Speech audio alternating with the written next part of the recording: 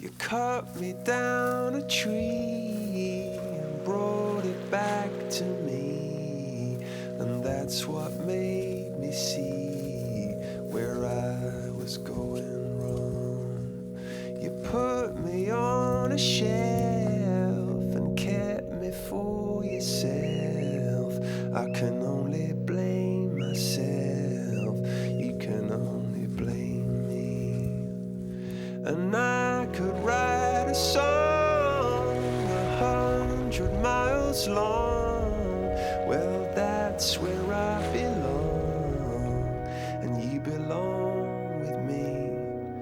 And I could write it down or spread it all around, get lost and then get found, or swallowed in the sea.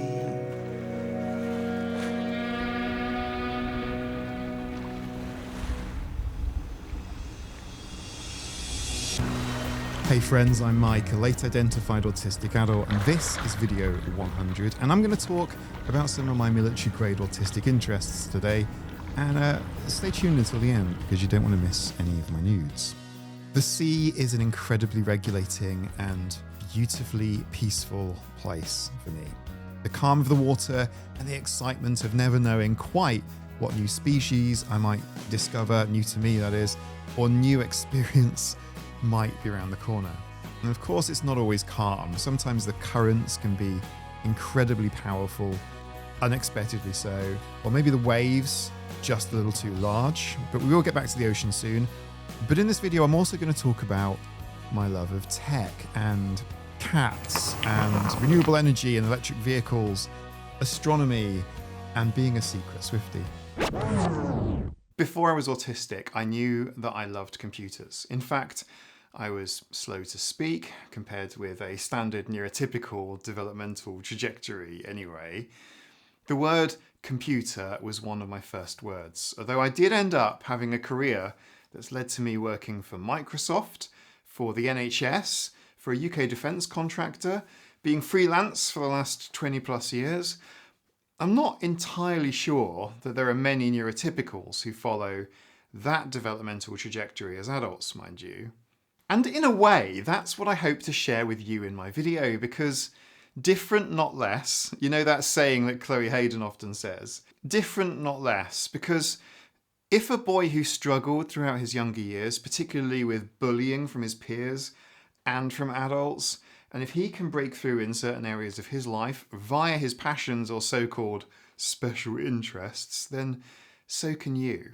Does special interests sound a little patronising to you? Like, oh look, a boy playing on his computer, he's got a very special interest in computers.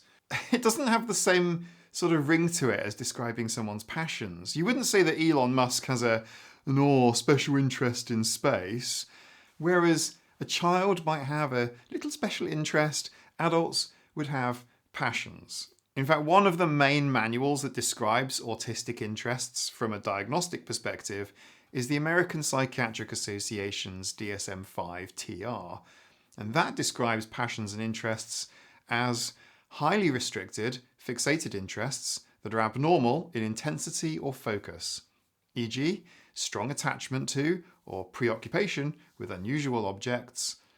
Who calls them unusual? Excessively circumscribed or perseverative interests. So, unusual objects. That's very subjective, but a systematic review from 2019, which looked into how interventions and therapies for autistic children, why is it always from the point of view of interventions and therapies?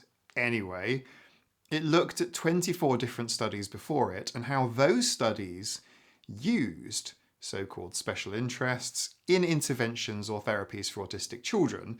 Now, aside from the interventions, it is actually quite interesting in how it lists the circumscribed interests. What do we have? We've got Powerpuff Girls, very generic movies, animated TV characters, board games, cooking, arts and crafts, video games. I mean, come on. The history and lore of the Final Fantasy games franchise would be circumscribed. Video games, kind of less so. We're not in the 1980s anymore. Ultimate Frisbee, exercise and fitness, multiple mentions of trains here.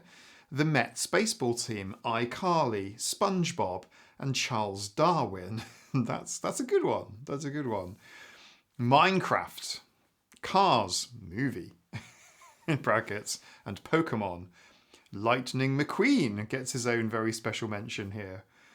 In late December 2023, I made a video about your special interests, and there were loads of suggestions that you sent in. I wrote them down, put them in a tin, and pulled them out at random and discussed them. Should we do that again? It was a lot of fun. We're just going to read them now. I'll have the first one. Let's go for this one here. Okay, here we go. The first one is from SASG48888, who has an interest of collecting fountain pens and finding the perfect ink. The big findings from this research into autistic young people: using autistic passions in support plans might help, but honestly, they can't say for sure. It's almost like simply respecting someone's interests isn't a clinical breakthrough, it's just basic decency and rapport building between therapists and their young clients. Groundbreaking stuff, this autism research. Never ceases to amaze me with how transformative and evidential much of it is. This is all sarcasm, by the way. Someone needs to give these researchers a gold star and a train fact. I think it's fair to say that my interest in computers did lead me to being banned from using computers when I was in high school. Right at the time when I made my very first friendship group, around the age of 14 to 15, I was spending too much time on them to the point that the head teacher would insist that I spent all of my study breaks when I was 16 and 17, that's A-levels in the UK, working on homework and coursework in the corner of her actual office. I wasn't trusted to be in the library where there might be computers. That didn't last long. It was definitely more of an inconvenience for her than it was for me. My maths teacher at the time, and I was really struggling in maths and falling behind, said that I'd never amount to anything. And this is in front of the whole class, by the way. Everyone's giggling. And I'd never be able to work doing what was called at the time a computer programmer. Shows how out of date she was.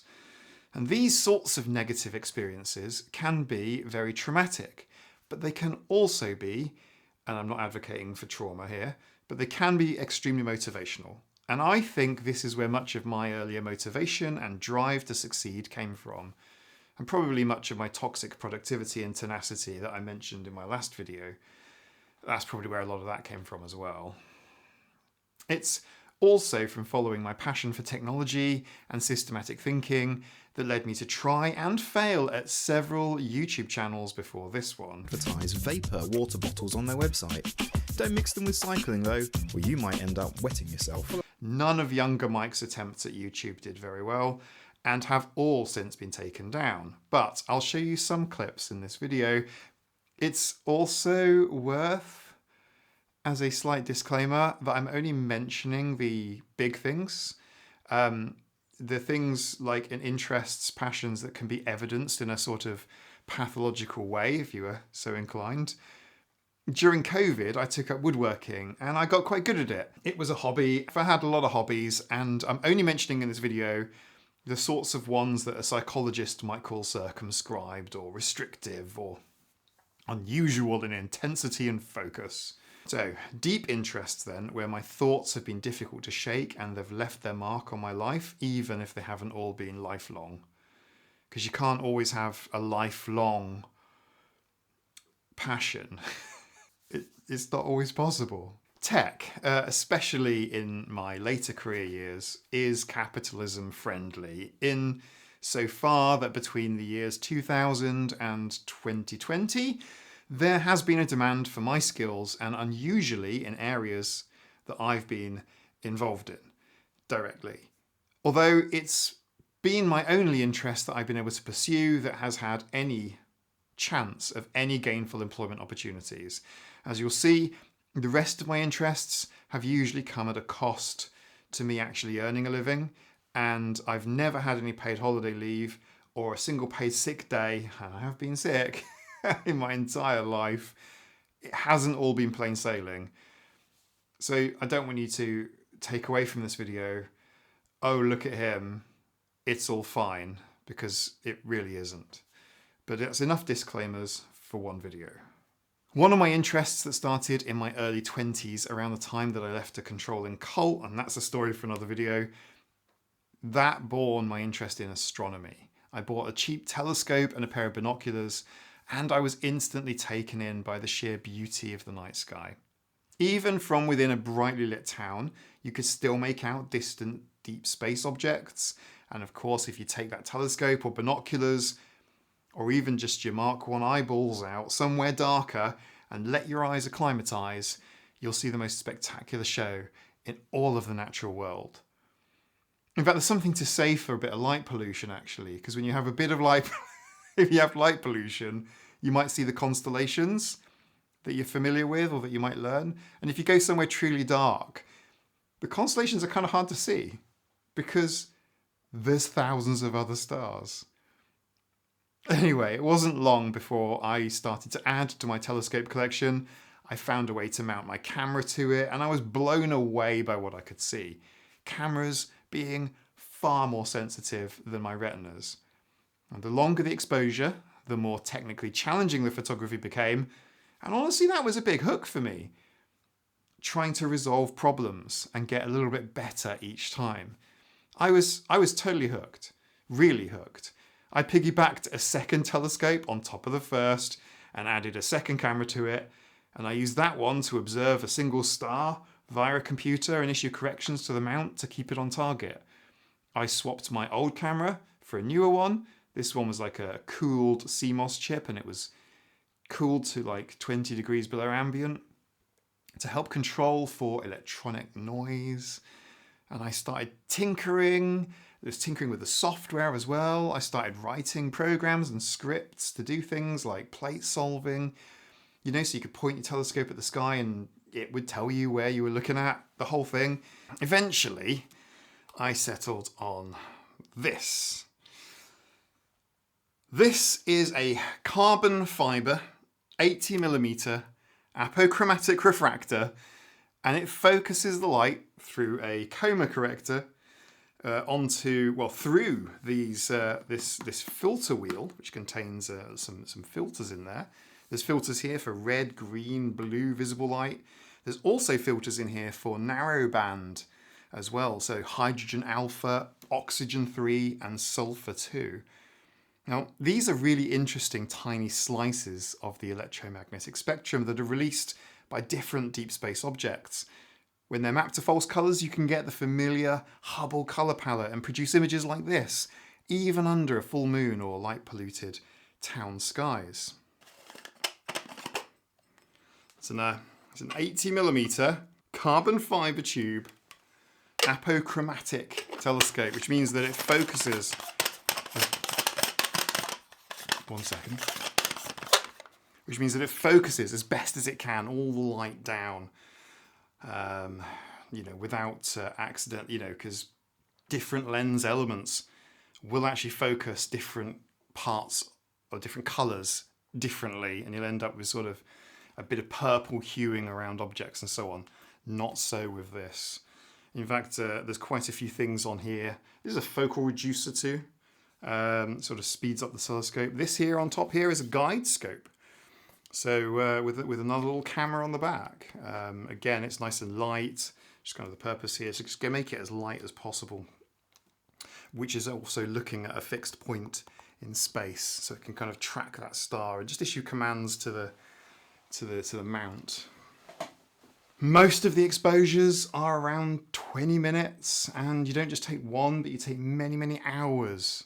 So for just one image, it could easily be 6 to 8 hours worth of exposure under the stars. And it kind of feels very old school, like those old school film photography days, where people would sort of just let, the chemicals kind of process on those old school kind of shutter cameras. It kind of feels a little bit like that sometimes.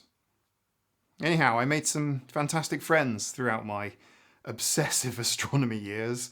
I even had lunch with Sir Patrick Moore at his home. He told me off for calling him Sir, incidentally, and we chatted about our biggest shared passion. Not astronomy. Cats.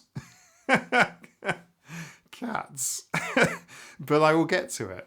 And unfortunately, even though the Isle of Man has such lovely dark skies, I don't get out with a telescope as much now as I did back in England, near London, under the light polluted skies of London suburbs. And it's because the wind here could knock a Saturn V off of its launch pad. But I do occasionally observe the sun with a solar telescope. It's great for eclipses. I took it into a primary school so that the kids could get to watch the solar eclipse safely and live.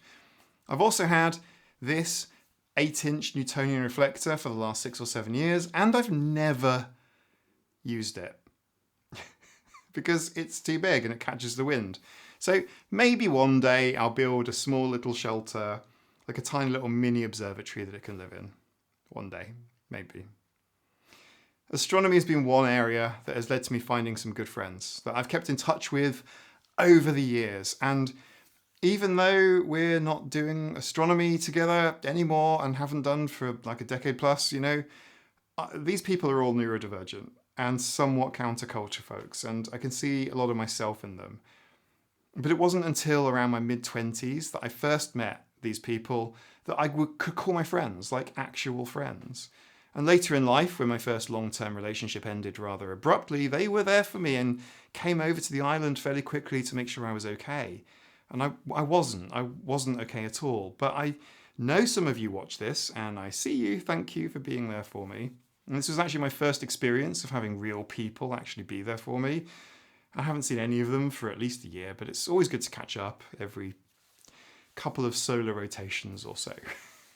I've always been fascinated with the sea, and it wasn't until I had contact lenses fitted by an optician family member of a different friend that I met through cats, don't worry, the cats are coming, that I was finally able to go snorkeling and diving without needing to faff around with prescription masks. Learning all about the different species of plants and animals where everything is alien, and everything is interesting. Every preconceived notion about what life looks like when it isn't constrained by gravity. That's what it's like being in the sea. If you've ever played Subnautica, the video game, you'll get the idea. Although, unlike a video game, I try to avoid pushing too hard and taking too many risks. The risks increase as depth does, just like you do in the game. And by the time you've descended a dozen meters or so, around here you're below all of the kelp forests. And by the time you hit 30 meters or so, most of the plant life just doesn't have sufficient light to photosynthesize. So all the creatures down there that look like they might be plants, they're not plants. They're animals, and they're fascinating. It's around here that my buddy taps me and starts pointing out over my shoulder that there's something. I'm thinking, what's she trying to point out? What's going on? I check my equipment, everything's fine. And then I see it out of the corner of my eye. It's a seal. It's a particularly inquisitive and very large female grey seal. This seal was so inquisitive, she followed us around for about 20 minutes. She's nibbling at our fins and swimming around, showing us what she can do in the water. And they're all fascinating, all the various hydroids especially. And the diving around here is cold. This is what I'll be using today. It's my twin set, which is a custom-made harness fitted to a steel back plate, which is bolted onto a couple of cylinders that sit on my back, really quite nice and snugly. The worst part about cold water diving has to be all of the heavy kit that you have to carry to the boat or the shore. It's not a lot of fun, but it's the plain pleasure balance, isn't it? No gain without pain, right? So down these sometimes slippery harbour stairs with sometimes as much as 30 kilos on your back. Once we get onto the boat and everybody is present, we can leave.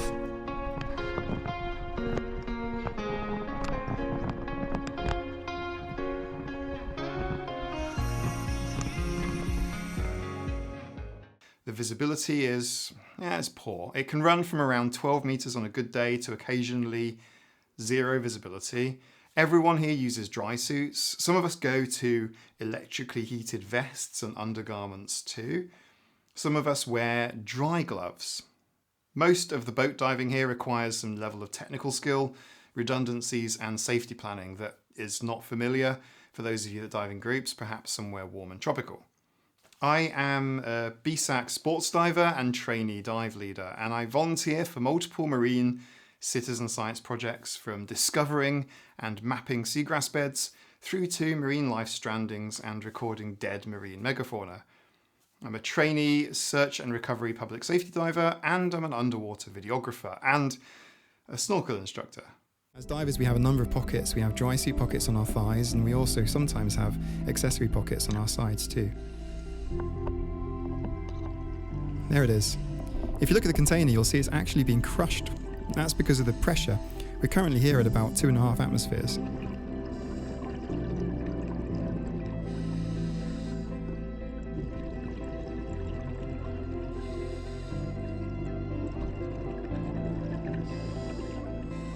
Just a moment for some fatherly pride here. I'm really proud of my son. He's doing all of this while remaining completely flat in the water. This is called neutral buoyancy, and it means you're neither going up nor down. It means you perfectly can control. It's quite a nice feeling. It's like being weightless. If I need the qualification, I'll take it, but my interests aren't in making the deepest decompression dives, or, I mean, wrecks are cool, but I'm not super interested in taking students out on their first dives, although I've taken at least 6 students out on their first ocean dives who are all now advanced instructors. I'm much more interested in exploration and storytelling and environmental conservation.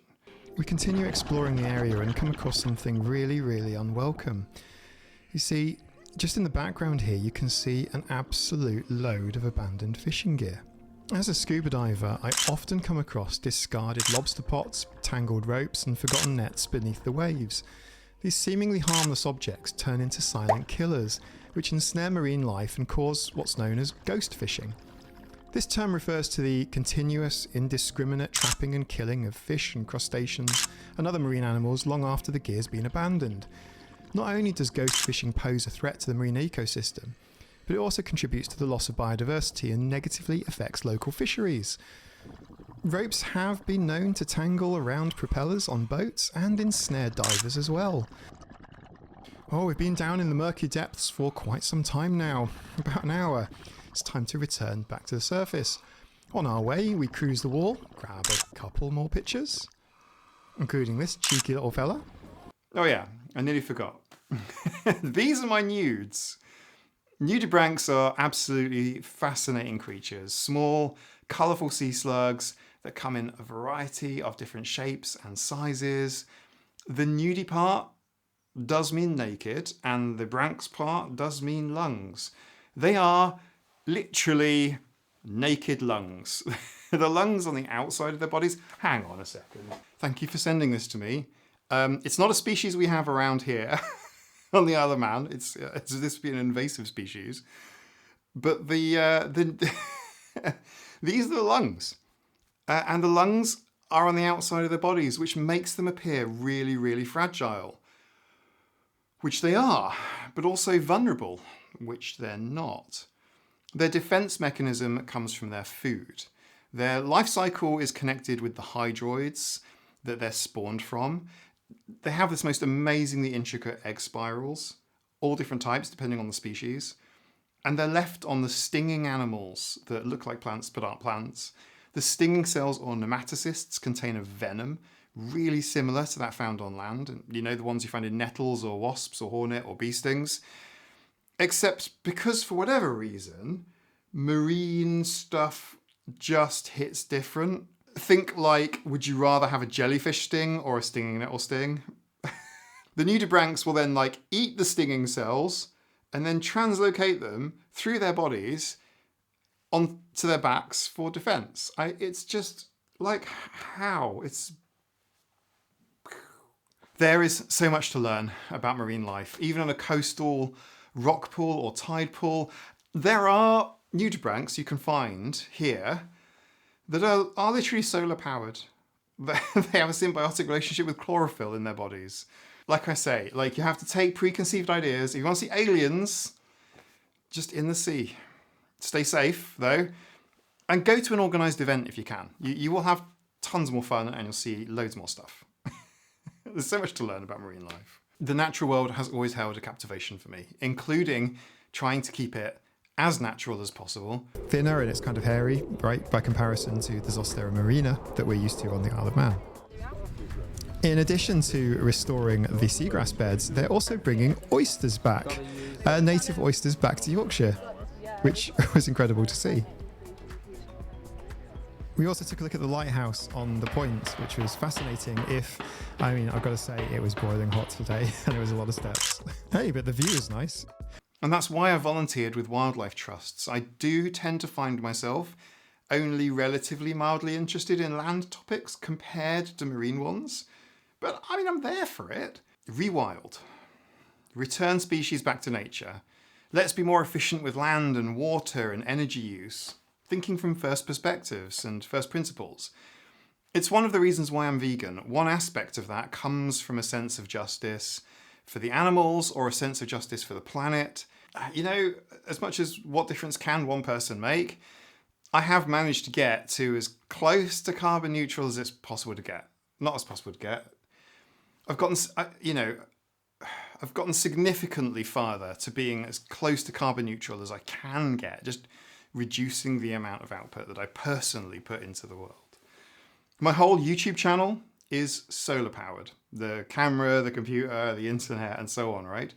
Even the live streams and the battery power on the go. And the miles of driving it takes to get to these places. It's all zero emission and powered by the sun. It didn't all come out of nowhere. 10 years ago, Nina had a Toyota Prius. When we met, that's what she was driving, and it died. And it was the original model, and it literally died on the driveway, and we had to call the scrap metal people to come and take it away and pay for them to do so. It was kind of sad. It was a sad moment. And that's when Nina bought her first electric car, a 6-year-old Nissan Leaf, first gen, and it started me thinking about how we might be able to save money fueling it. Because now we don't just have to go to the gas station, we have options.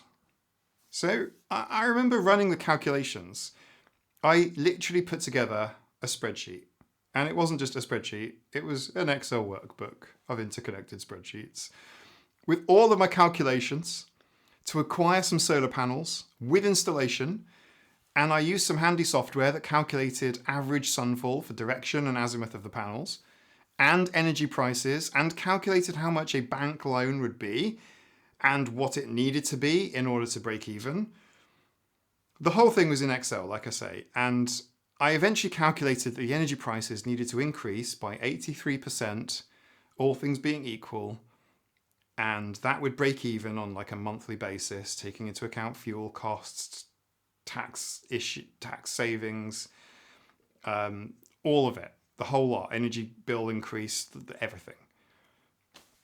Now, energy bills were predicted to rise at the time, and without any grants or subsidies, or even $1 in deposit, I included the bank loan into the system for my calculations, and I remember presenting this spreadsheet to Nina, and even a good friend of mine that I met through my electric vehicle obsession. And no one questioned whether or not that was a normal thing to do. No one questioned whether or not that would be like an autistic thing. And I remember sharing that spreadsheet with several people who all used it as the basis for their own calculations and renewable energy systems or home heating systems for themselves. Needless to say, energy prices broke the 83% by a long margin. They went over 110%. And without spending any money, well, not my own money anyway, I've managed to reduce our energy bills a bit and generated many megawatt hours of clean renewable energy as a result. And this was years and years ago, pre-COVID pretty much. And to say I was into renewable energy is underplaying it. I attended a renewable energy event. I used to drive a lot of electric cars. In fact, manufacturers used to lend me their electric vehicles to test. Many of the newer electric vehicles on the market today, I've test driven before they were generally available to the public. In fact, there is this one story. There was one $220,000 Porsche. I mean, that was so much fun to be able to spend a week with. It was a brand new model on the market until it met a Eurasian mountain goat. But that's a story for Patreon, maybe. Not for YouTube. Now, none of this made me any money at all. I went on trips paid for by big companies who wanted to tap me into their events. But I did this by taking time off and by being self-employed. Following this interest meant that I then lost a lot of money because I wasn't working. I'm like, hey, sorry everyone, I can't work for a week. I'm off to look at wind turbines. But on the flip side, it gave me so many opportunities. How could I say no? It did eventually lead to burnout and an autism diagnosis, but you get where I'm going with this. Does it make sense? And I know it might be a bit strange for some of you to hear, maybe. It would have done for me 10 years ago. Especially as I know so many people in my comment section often come to my channel and mourn their child who has received a diagnosis of autism, ADHD, or both. And their vision for their child has somehow broken and won't be what they wanted.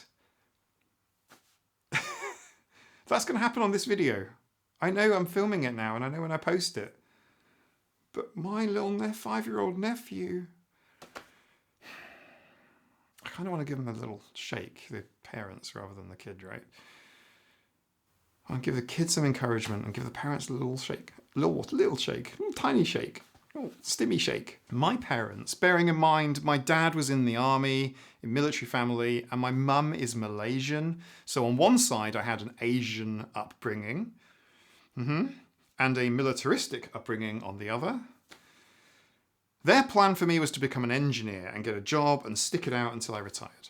Like, that was literally their plan for me. And my last full-time job was in 2003, over 20 years ago. And now, well, I'm changing and respecking I'm respecking from the beginning. I'm starting as a beginner YouTuber and changing my skill tree all over again. And they can't even stop me this time. So, yeah, take that. And I know this is your special interest, so here's a supercar, no speed limits on the road, watch out for goats. That's not exactly the most relatable thing you'll hear me say on this channel, but it all started with a damn autistic spreadsheet and a used Nissan Leaf. So, where did the 15 cats come from? In February, I made a video about pet ownership and neurodivergence. I think the thumbnail said I have 15 cats, which is kind of true. But that number's fluctuated over time. At one point it was over 20 cats, and the dogs, the chickens, ducks, peacocks, etc. But the cats, they're a particular obsession of mine. My first 2 cats came from Cats Protection, a charity in the UK, aged 3 and 4. They lived until they were well over 20 years old. And there's not a lot to say here. I've volunteered in the duration of their lives for vets. Yeah, I'm taking time off to volunteer at vets practices. For catteries, I've fundraised for Cats Protection. I worked as an unpaid charity director for an animal shelter in a governance role. I even have a diploma in feline studies now. Cats, to me, are interesting, and not just the ones who live here as family, but the whole Felidae family. From the small wild cats, like the Scottish wild cats, palace cats. They're kind of cute, right? Yes. To the iconic big cats. So they all share fascinating evolutionary traits. I mean, what do you want to know about cats? Julian was the first 3-legged cat. Not the first 3-legged cat, but the first 3-legged cat in my experience. He was a feral cat found with a broken and rotting leg, since amputated. Georgie, who you haven't met because she passed a few years back, was a Maine Coon from Scotland whom somebody shot. And she lost a rear leg and part of her hip. And she was great and loved to groom hair, and that's why my hair looks the way it does, I think. And Bruce and Sabre were both victims of road traffic collisions. Sabre's an interesting one because he's effectively become my familiar. He's my shadow. He never actually made it to adoption. They called me and said, hey, Mike, I've got a cat. And he interrupts me every single video I make, and often makes appearances on live streams. Cats can manage, by the way, with only 3 legs. They have different challenges depending on whether it's a rear leg or a front one. Having two front legs is safer for jumping down from a height because it's the front legs that take most of the impact. But rear leg amputees tend to develop arthritic joint issues because they will twist their bodies to compensate. Front leg amputees have higher risks from falls, but they can also get by, but they don't seem to be so aware of the limitations as a consequence. And both Bruce and Sabre have both tried to bat me with their missing, respective missing leg, which is kind of funny. Depends on your sense of humour, I suppose. Speaking of Cats, the musical is fab. I love the theatre show. I've been to see it live. I've watched it a billion times, but I haven't seen the live action remake. I just haven't seen it yet. Even though Taylor Swift's in it and I've seen all of Taylor Swift's work, because, a little confession, most of my videos have been written while listening to a lot of Taylor Swift's music. And according to Spotify, a lot of time. But I'm a big fan of various remixes of her songs by other people, and those aren't counted towards the total listening time. So it is quite a lot in terms of the general sort of broad body of music. And I listen to a wide variety of artists, but it is very top heavy, with both Taylor Swift and Kings of Leon coming in a close second, I would say. I'm not surprised by Taylor's success as a songwriter. Her debut album launched around the time I was travelling around the UK. I had nothing to do with it, I'm just saying I was listening. And all around the country, I was working for Barclays in London, the NHS programme for IT in the West Country and Reading, Microsoft, then in defence close to home, but I'd be sometimes driving around the motorways of the Midlands singing Picture to Burn or later Fearless. That whole album was a banger, and it's literally, Fearless is my most played album in my life by a long way. And this was back in the day before MP3 players. I bought a car with a CD changer, and back then there were no sort of Taylor's versions. It's not air quotes, as parentheses, Taylor's versions. But back then, there was no streaming, no Spotify, no easy way to listen to music on the go, really. I mean, I didn't have an iPod, but iPods were kind of a thing back then, very early things. You had CDs. And if you could, a CD changer was just like, oh, amazing. Now, those original Taylor Swift albums got me through some really long drives and late nights coding. I changed my car and I bought one of those slot-in CD MP3 players, and Speak Now was the first album I downloaded and burned to MP3. Sorry, Taylor. I hope streaming Taylor's versions years later made up for it. Loss of revenue or whatnot. But it's about the time that Taylor Swift became like really popular, especially amongst young people, about 2014 when she dropped the 1989 album. I did sort of stop listening so incessantly for a while. It was a really difficult time in my life. I started listening to a lot more EDM until after she launched Reputation and Lover 2019 and Folklore in 2020. Amazing album. Cottagecore. It's a vibe, right? I appreciate her songwriting and arrangements, and if you find me at my piano, I'm probably playing one of her songs. It sounds obsessive. It's not like she's an artist with like a small discography or anything. For the non-Swifties out there, Taylor's written over 200 of her own songs, excluding collaborations and remixes, and they're wildly different styles and genres. And I know her audience is comprised of mostly young people, mostly teens and 20-somethings, many of whom weren't even born when she was writing music, but that's never bothered me. Good songwriting transcends demographics, and her work ethic and business acumen are things that I deeply respect too. She's a genuinely talented artist who has maintained creative control of her work. But, and I'm sure some of you already typed this out in the comments, especially based on what I've said earlier in my video, because environmentally, someone is going to mention it. I'm going to mention it here too. Because I have environmental interests doesn't mean that I can't appreciate Taylor's songs. In the same way that I'm a 40-something man, not a 20-something girl, that doesn't make a difference either in my eyes. And Taylor is someone who could potentially make a case for her own plane. And she purchases, apparently, double the carbon credits needed to offset the pollution. At least that's what she believes.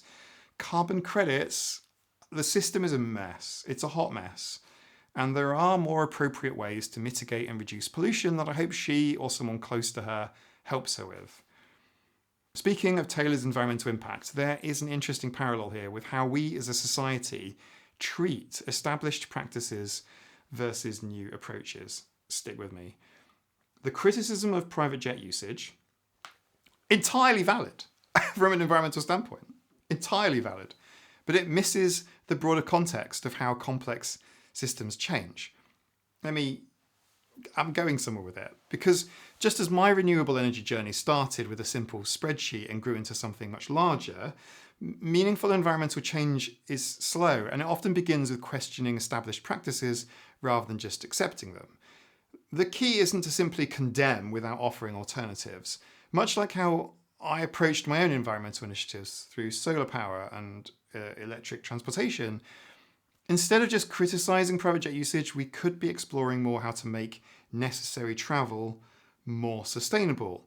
Electrified travel, potentially zero carbon fuels. Super expensive, but I hear Taylor can afford it. So I've spoken on panels about renewable energy, and I've been criticised by a lot of angry men for making the planet worse because of all of the cobalt in electric vehicle battery packs.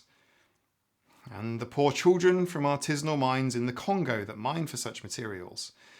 It's as though they didn't care about them before, but now they think they might have a case against something that's new and they don't like, all of a sudden think about the kids. And I'm bringing this up in my video about passions and interests because of groupthink.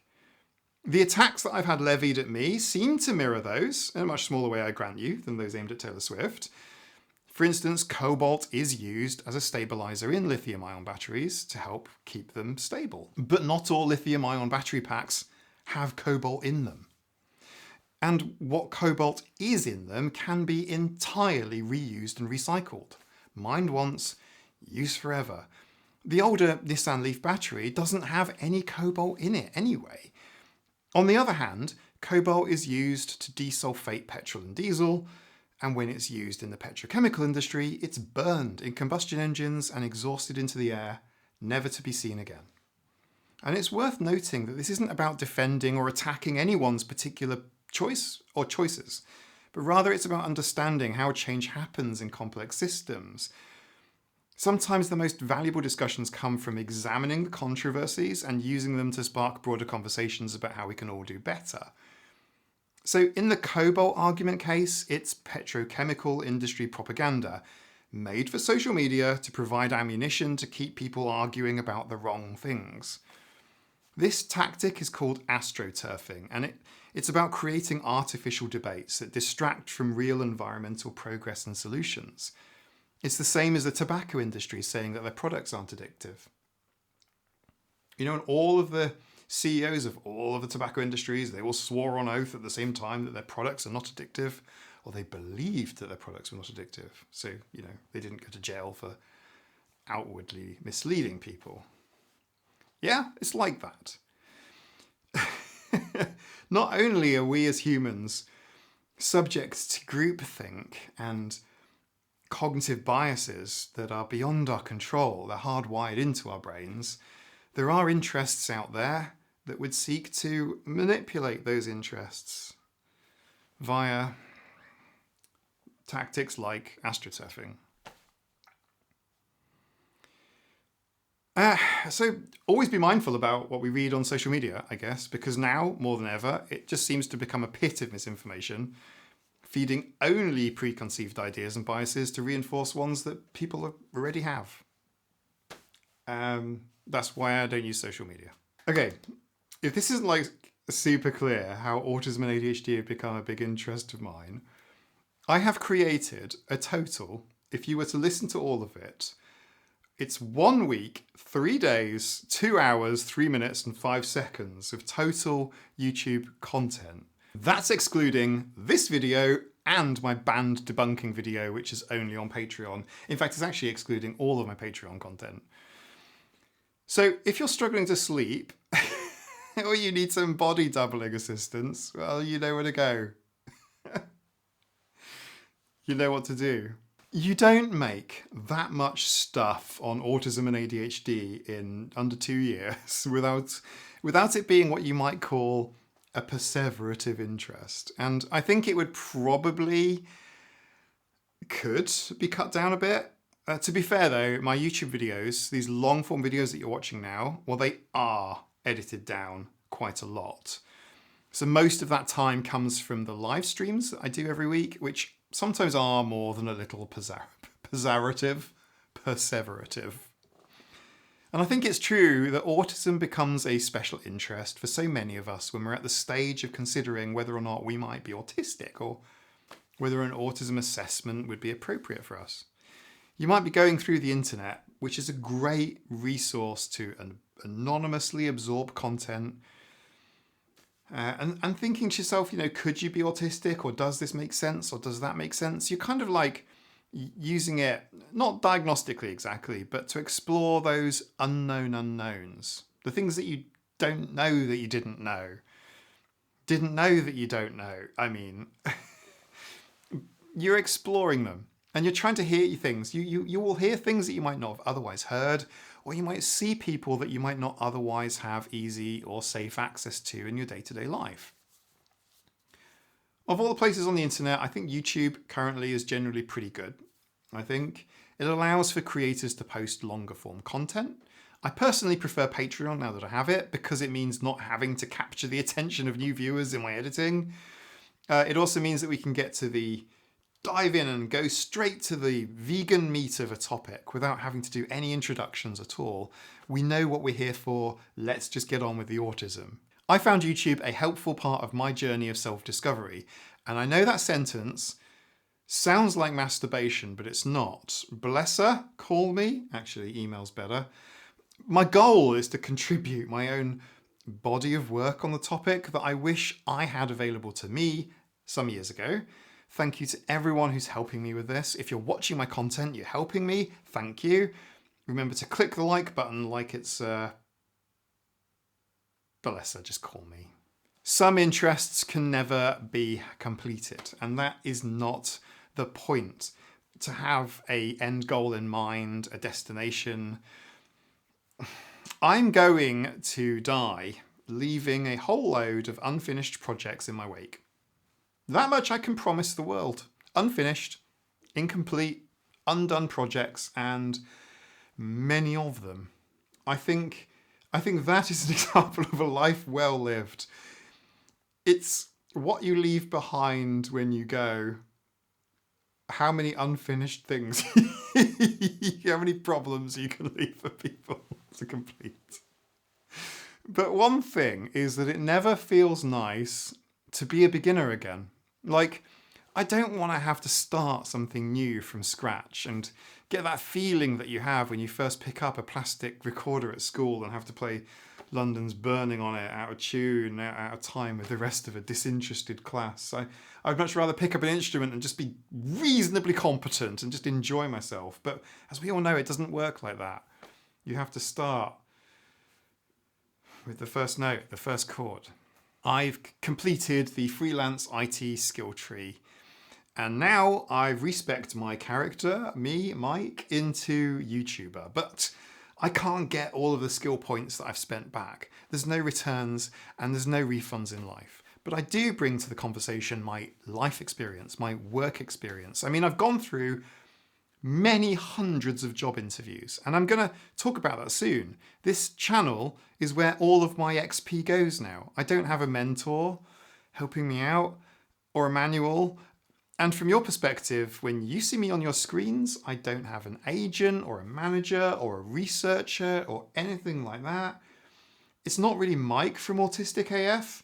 It's just Mike or Autistic AF. It's just me. And so I'm especially grateful to those Autistic cats who support me on Patreon. I have 3 Patreon tiers from Kitten, Cat and Tiger. If you want extra content and the live streams and just the Discord community and that's what you want, that's your bag, go Kitten. It's the cheapest tier and it's loaded for a reason. Choose Cat if you want behind the scenes and some more tasty cat food, or pick Tiger if you want to support me at the highest level. Patreon is why This video and many like it exist, and I've enjoyed talking about my interests. Thank you so much. I see you all of you with your names at the end of this video, thank you so much. And the anonymous patrons too, you know who you are. I know who you are. I'm not saying. You think we're done, but I've brought a big flask of tea. I have an analogy for you. There is a fascinating parallel in nature that I think validates the approach of spending about 20% of your time on new things with no real point, and going off in all directions wherever it takes you. Biologists have observed honeybees and found a really interesting thing. When a bee returns to the hive, you know where I'm going, it does a little bee dance, it does a waggle, and it directs other bees around it to known food sources, nearby sugary plants, whatever, nectar, and so on. But about 20% of the bees, that's literally 1 in 5, will completely ignore these instructions and just venture out on their own paths, essentially becoming explorers for the colony. This seems really inefficient to me. 20% is a lot. That is 1 in 5 not doing the thing, the expectation, the done thing. That's over, like bees, right? 10 million years of evolution is conservative. It's more than that. We can say 10 million plus years of selection pressure, and this seemingly inefficient, wasteful practice. I mean, if you've got a fifth of bees, like from bee society, like doing bugger all, you'd work on that waste, right? The other bees should be like, do that again and you go to bee jail. Like, it surely should have been reduced by now. Why hasn't it? And the reason is, it's super interesting. It's actually crucial for the hive's survival. The 1/5 of bees being independent prevents the colony from becoming stuck in a local maximum or dying out when the only known resources are suddenly not available anymore. It also leaves the hive open to new opportunities, quite literally getting lucky, that the majority of bees would never find if they only followed established routes and the known wisdom. And I feel like that's also true for people too.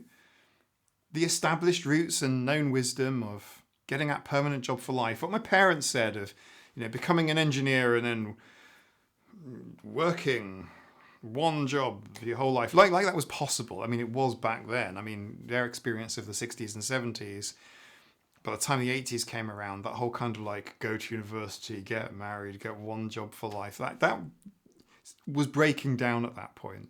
It's not for everyone, but the idea of retiring with a carriage clock or a new watch at 65, I don't know, it doesn't inspire me. I never intended to be a rebellious bee, but each of my interests and following them to what I felt would be a logical step towards mastery each time, even if I never got there, I mostly didn't get there, it has led me to some really unexpected discoveries and connections and friends in my adult life, and opportunities that I would never have found on a more traditional route. Spoiler alert for my future employment content, this 20% of random exploration is the hack, a big hack actually. It's a third way to find employment opportunities, and much better quality ones and much easier. It's actually much better ultimately than the endless cycle of applying for jobs, mostly getting turned down for them over and over again until someone eventually hires you for a while and the cycle starts again. Capitalism, hey, I know, but like this third way is better, and I talk about all of this and give you all of my tips and strategies, but my 2 hands are currently to do, I've got 2 hands to do, and my ABA video is my priority right now. Once that's clear, I'll have some space, mental capacity, some time, and we'll start doing, I'll do that soon-ish. I hope it makes sense. You can always find autistic people in every walk of life. It always strikes me as incredibly unusual that across the internet, in therapeutic services and in the diagnostic criteria and the academic literature, there's still so much noise about what autistic people cannot do. Life is harder for autistic people Yes, it is. But there is nuance that's missing from that conversation. That sentence, it doesn't end with a full stop, it ends with a semicolon. We've moved so far away from the first person to ever be diagnosed with autism who had a degree in a foreign language and worked as a banker.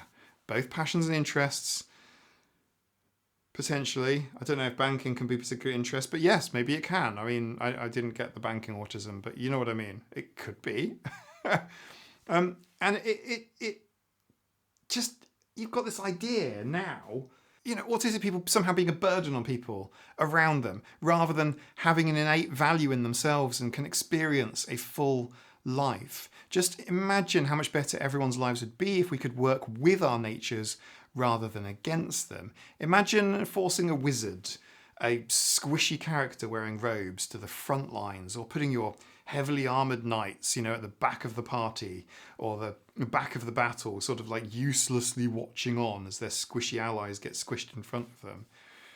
Maybe you're a night owl. Maybe it's fine. Just get up a little later in your day and do your laundry or your homework at 10 p.m. instead of otherwise. But society does kind of force us into time, literally, into schedules, as opposed to perhaps routines that work better for us. We absolutely should play to our strengths and those things that interest us. I've been recording this now for an hour and a half, so I mean, is that too preachy? It's hard to read the room when you're making a YouTube video and talking to just a camera lens. So I better get better at this if I'm going to be doing this thing. If I'm going to be doing YouTube, I better get better at reading the room through my camera lens that is just staring vacantly at me. This video on your interests, well, if interests, the next video to watch really is worth a watch is this one, and it's on your interests. Well, the interests of you, my dear viewers, from back when the channel was called Autistic After 40. Maybe we need to bring the video up to date because it is worth a watch. Thank you for listening to me waffle about my interests and passions and intermittent ADHD fueled hobbies. I appreciate you. Bye.